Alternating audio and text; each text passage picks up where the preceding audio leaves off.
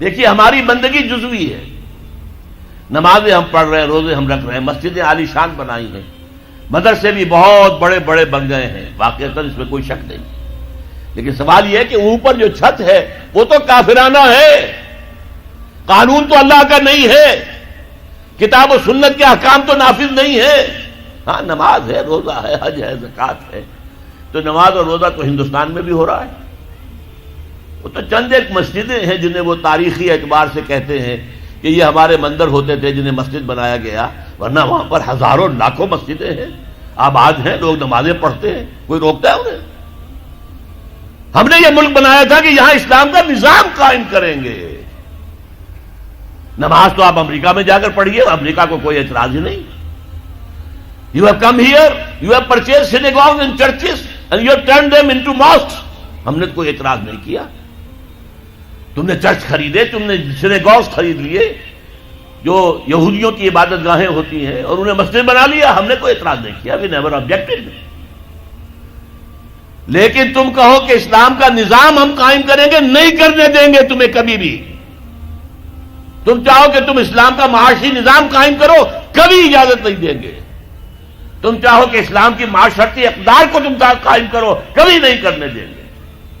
یہ ہے اس وقت جو ہمارے ساتھ پیش آ رہا ہے معاملہ، پورا مغرب اس پر اڑا ہوا ہے، اسلامی نظام کہیں نہیں آنے دیں گے۔ ہاں نمازیں پڑھو، ہمیں کوئی اعتراض نہیں، روزے رکھو، تم روزے 30 کی بجائے 100 رکھو، ہمارا کیا لیتے ہو؟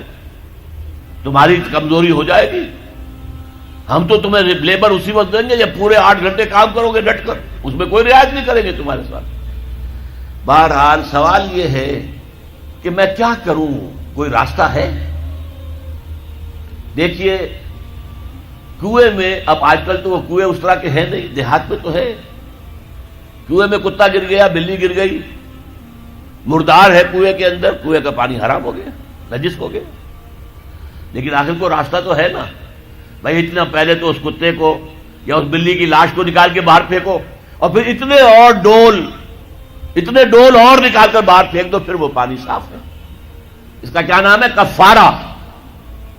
اسی طرح رمضان کا روزہ تھا، آپ سے صبر نہیں کیا گیا، اپنی بیوی سے ہم بستری کر بیٹھے دوپہر کے وقت، روزہ ٹوٹ گیا، اب کیا ہے؟ اس کی گناہ کی کوئی بدل بھی ہے؟ ہاں ہے، 60 روزے رکھو اب متواتر پے بپے، 60 روزے، تب کفارہ ہوگا اس گناہ کا، تم نے فرض روزہ توڑ دیا۔ ہاں اگر نفلی روزہ تھا تو توڑ دیا تو صرف اس کی قضا دینی ہوگی بس، فرض روزہ اسے توڑ دیا ہے تو اس کے لیے تو 2 مہینے کے 60 روزے پے بپے رکھنے پڑے۔ تو اب ہم جو کفر کے تحت زندگی گزار رہے ہیں اور اس اعتبار سے اللہ کی نگاہ میں ہم کافر ہیں، لیکن سوال یہ ہے کہ جائیں تو کہاں جائیں، کریں تو کیا کریں؟ نظام کفر کا ہے، قرآن کہتا ہے وَمَن لَّمْ يَحْكُم بِمَا أَنزَلَ اللَّهُ فَأُولَٰئِكَ هُمُ الْكَافِرُونَ۔ جو لوگ قرآن کی، اللہ کی اتاری ہوئی شریعت کے مطابق فیصلے نہیں کرتے وہی تو کافر ہے۔ کافر کسے کہتے ہیں؟ اقبال نے کہا نا، بتوں سے تجھ کو امید ہے، خدا سے نو امیدی، مجھے بتا تو صحیح اور کافری کیا ہے؟ تمہاری ساری امیدیں امریکہ کے ساتھ وابستہ ہیں، وہ مسئلہ طے کرا دے، وہ یہ کرا دے، وہ کرا دے، وہ معاملہ ہمارا، وہی تو سب سے بڑا چور وہی ہے، سب سے بڑا ڈاکو وہی ہے، سب سے بڑا اسلام کا مخالف وہی ہے، اور اسی کے پاس ہم جاتے ہیں۔ قرآن کا فتویٰ تو یہ کہ تم کافر ہو۔ ہاں انفرادی طور پر تم مسلمان ہو، اجتماعی طور پر قومی سطح پر تم کافر ہو۔ وَمَن لَّمْ يَحْكُم بِمَا أَنزَلَ اللَّهُ فَأُولَٰئِكَ هُمُ الْكَافِرُونَ۔ یہ 7واں رکوع ہے سورہ مائدہ کا، اور پھر فرمایا وَمَن لَّمْ يَحْكُم بِمَا أَنزَلَ اللَّهُ فَأُولَٰئِكَ هُمُ الظَّالِمُونَ۔ جو اللہ کے اتارے ہوئے قانون کے مطابق فیصلے نہیں کرتے وہی تو مشرک ہیں، اللہ کے حکم کو چھوڑ کے کسی اور کے حکم پر فیصلہ کر رہے ہو، اس سے بڑا شرک کیا ہوگا؟ اور تیسری مرتبہ فرمایا وَمَن لَّمْ يَحْكُم بِمَا أَنزَلَ اللَّهُ فَأُولَٰئِكَ هُمُ الْفَاسِقُونَ۔ وہی تو فاسق ہیں، فاجر ہیں، وہی تو سرکش ہیں، وہی تو باغی ہیں، وہی تو غدار ہیں اللہ کے، جو اللہ کی شریعت کے مطابق فیصلے نہیں کرتے۔ اب ان 3 آیتوں کی روح سے سمجھ لیجئے ہم کہاں کھڑے ہیں، کیا کر رہے ہیں۔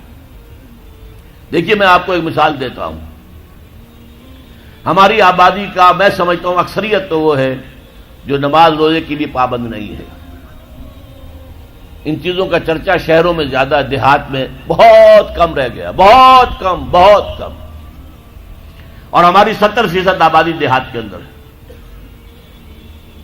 اچھا، جو نمازیں پڑھتے روزے رکھتے ہیں، خاص طور پر شہروں کے کاروباری لوگ، وہ بلیک مارکیٹنگ بھی کرتے ہیں، وہ حسابات بھی غلط دیتے ہیں، جھوٹ بولتے ہیں، جھوٹ یا حلف اٹھاتے ہیں کہ یہ حساب ہم حلفیہ میں کہہ رہا ہوں یہ حساب صحیح ہے، جبکہ حساب غلط ہے۔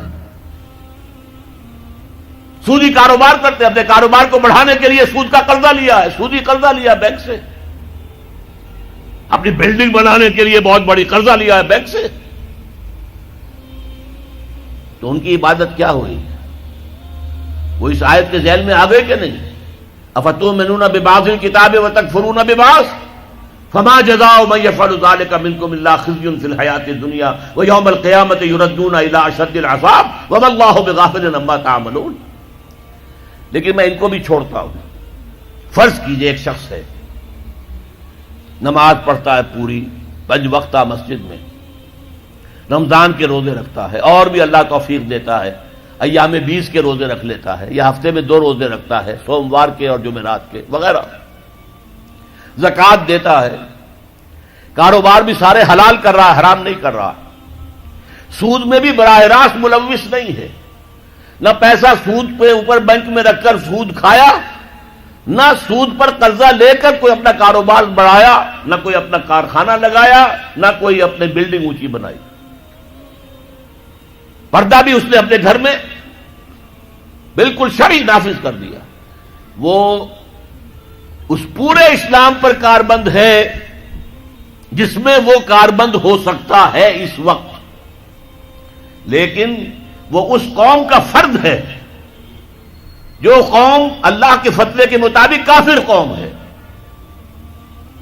جو اللہ کے فتوے کے مطابق مشرک قوم ہے، جو اللہ کے فیصلے کے مطابق فاسق و فاجر قوم ہے۔ قوم کے فرق تو ہم اسی کے ہیں۔ چور کا ہاتھ تو نہیں کاٹا جا رہا، ڈاکوؤں کو وہ سزا تو نہیں جا رہی سورہ مائدہ میں جو آئی ہے، ان کے ہاتھ اور پاؤں مقابل سم سے کاٹ دیے جائیں، یا یہ کہ انہیں ملک سے باہر دفع کر دیا جائے، قتلوا تقتیلا، ان کے ٹکڑے کر دیے جائیں۔ ڈاکوؤں کو کوئی سزا ملتی ہے ایسے؟ اول تو پکڑنے کا کیا سوال، پکڑ گئے تو رشوتیں دے کر چھوٹ جائیں گے، یہاں تو عدل بھی جو ہے خریدا جا سکتا ہے بڑے آرام سے، اور نہیں تو 4-6 مہینے جیل میں رہ لیں گے۔ وہاں بھی ان کا بڑا راج ہوتا ہے، جو ڈاکو ہوں ان کی تو ہیبت ہوتی ہے، جیل کے صدری خود ان سے ڈرتے ہیں، ساری چیزیں حرام ان کے پاس وہاں بھی پہنچتی ہیں، جیل کے اندر نکل آئیں گے۔ اللہ اللہ خیر صلی اللہ، کہیں شرعی سزا دی گئی کسی ڈاکو کو؟ یہاں ابھی تو یہ بڑی بحثیں چل رہی ہیں، حدود کا قوانین جو بنائے گئے تھے وہ بڑی جلدی میں بنائے گئے تھے، کچھ خلا اس میں رہ گئے ہیں، لیکن اصل میں جو لوگ شور مچا رہے ہیں وہ ہیں جو کہتے ہیں کہ یہ اسلامی سزائیں وحشیانہ ہیں۔ بے نظیر بھٹو کا کہنا ہے یہ وحشیانہ سزائیں ہیں، اللہ کی دی ہوئی سزائیں وحشیانہ ہیں، معاذ اللہ ثم معاذ اللہ ثم معاذ اللہ، کلمہ کفر ہے۔